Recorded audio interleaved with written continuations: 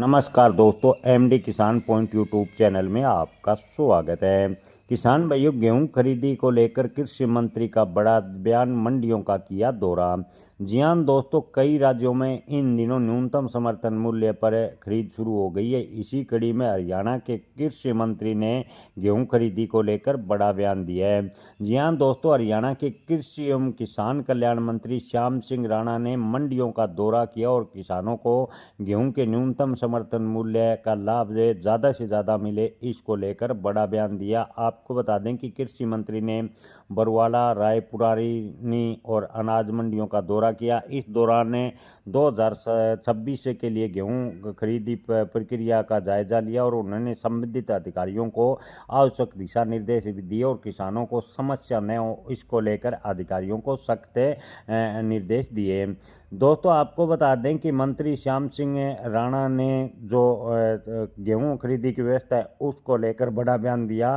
Tractor trolley पर number plate नहीं होने पर प्रवेश की सुविधा। मंत्री श्याम सिंह राणा ने बताया कि रबी खरीद सीजन के दौरान किसानों को सुविधाएं प्रदान करने के लिए समय की बचत करने और खरीद प्रक्रिया में पूर्ण पारदर्शी सुनिश्चित करने के मकसद से अनेक व्यवस्थाएं लागू की गई है। किसान अपनी फसल को ट्रैक्टर ट्रॉली के अतिरिक्त अन्य पारंपरिक साधन जैसे बैलगाड़ी के आदि माध्यम से भी मंडी में ला सकते हैं। यदि ट्रैक्टर ट्राली पर नंबर प्लेट उपलब्ध नहीं है तो किसान ट्रैक्टर पर पेंट द्वारा ट्रैक्टर का नंबर लिखकर या कागज पेपर स्टिकर पर पंजीकरण संख्या अंकित कर मंडी में फसल ला सकता है। यानी अगर किसान के पास में ट्रैक्टर पर नंबर नहीं है तो अपने पेंट द्वारा किसान नंबर सीधा ट्रैक्टर पर लिख सकता है और कागज या पेपर का स्टिकर लगाकर भी नंबर लिखकर मंडी में ट्रैक्टर को प्रवेश करा सकता है।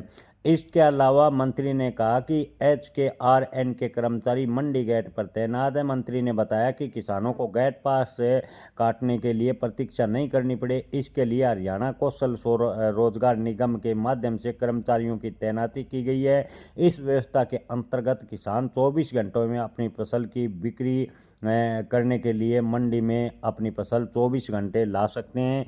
यानी 24 घंटे मंडी खुली रहेगी। मेरा फसल मेरा ब्यौरा पोर्टल पर पंजीकरण किसान स्वयं, भूमि का मालिक अथवा वो व्यक्ति जो भूमि पर पट्टे को लेकर खेती कर रहा है, तो तीनों में से कोई भी कर सकता है।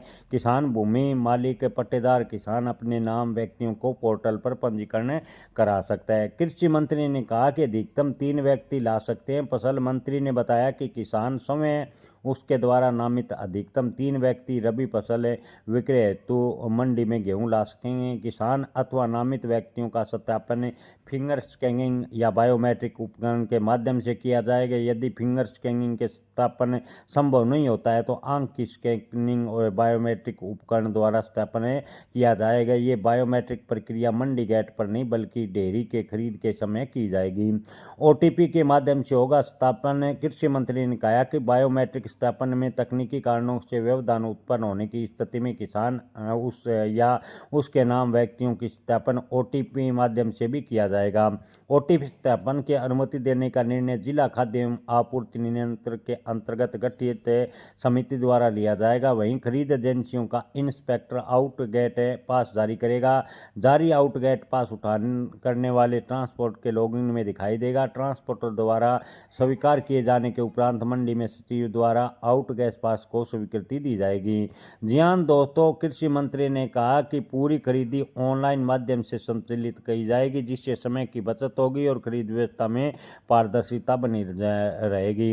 हरियाणा के कृषि मंत्री ने गेहूं के जो भुगतान की प्रक्रिया उसको लेकर बड़ा बयान दिया। कृषि मंत्री ने कहा कि किसानों की गेहूं बेचने के 24 घंटे के अंदर हरियाणा सरकार गेहूं के खाते में राशि हस्तांतरण यानी भुगतान कर दिया जाएगा।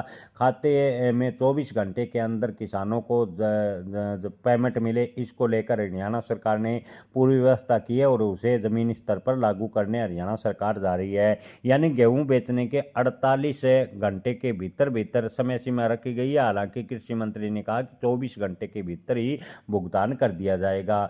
धन्यवाद।